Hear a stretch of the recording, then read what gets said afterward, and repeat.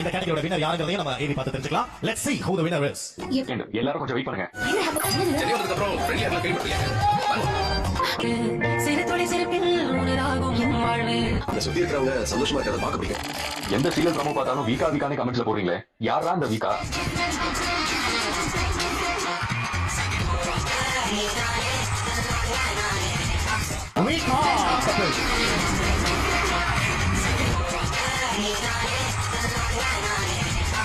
இரண்டாவது முறையாக the on screen pair goes to Vika couple.